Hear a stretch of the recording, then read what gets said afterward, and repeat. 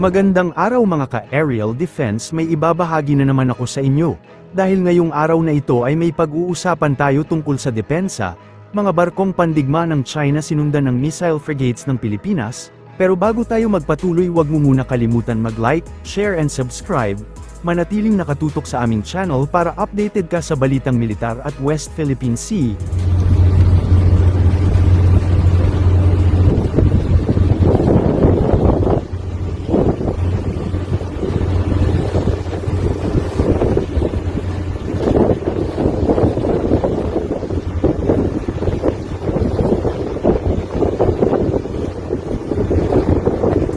Mahigpit na binabantayan ng guided missile frigate na BRP Jose Rizal FF-150, ang tatlong barko ng People's Liberation Army Navy ng China na namataan sa Mindanao, at unang nakita sa labas ng Baho de Masinloc sa West Philippine Sea noong Lunes, sabi ng Naval Forces Northern Luzon. Sa isang pahayag, sinabi ng Naval Forces Northern Luzon na ang barkong pandigma ng Pilipinas ay nagsasagawa ng regular maritime and sovereignty patrol, nang mamonitor nito ang presensya ng tatlong barko ng PLA Navy sa lugar.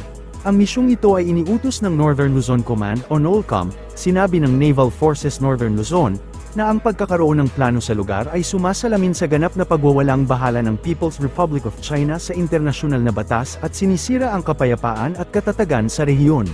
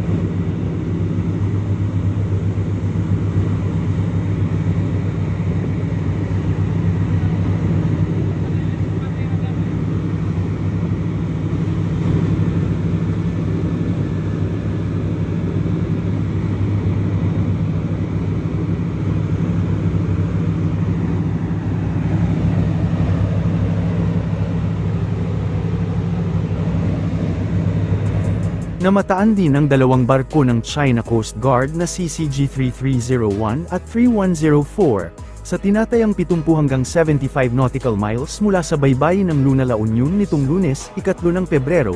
Ang naturang mga barko ng China ay unang napaulat na namataan 34 nautical miles mula sa baybayin ng Bolinao, Pangasinan, na ayon kay Philippine Coast Guard spokesperson for the West Philippine Sea Commodore J. Tariela, ay maituturing na pinakamalapit ng deployment ng mga barko ng China sa coastline ng Pilipinas. Sa isang panayam, sinabi pa ng opisyal na nagmula ang dalawang CCG vessel sa Mindoro, saka umakyat patungong Pangasinan at nitong Lunes na mataan na nasa baybayin ng La Union.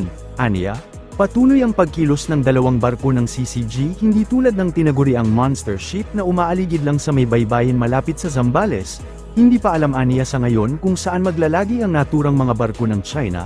Subalit patuloy ang pagbuntot ng dalawang barko ng Philippine Coast Guard na BRP Cobra at BRP Bagakay na i-deploy para i-challenge ang iligal na presensya ng dalawang CCG vessels. Naniniwala naman ang PCG official na nais ng China na gawing normal ang kanilang iligal na pagpapadala ng CCG vessel sa loob ng ating exclusive economic zone. Bunsod nito, nagpahayag aniya ng commitment ang commandant ng Philippine Coast Guard na si Admiral Ronnie Hill Gavan, napigilang gawing normal ang ganitong mga iligal na aksyon ng CCG dahil mananatili silang vigilant at sisiguraduhin hindi na tumindi pa ang tensyon. China wants to normalize their deployment of illegal deployment of China Coast Guard vessel also within our own exclusive economic zone.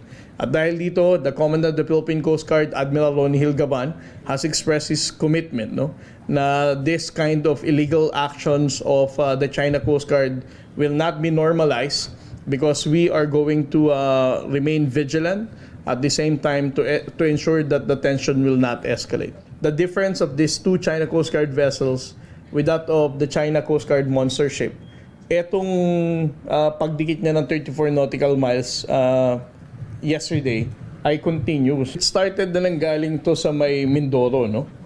From Mindoro, and then umakyat siya ng Pangasinan at ngayon nasa La Union.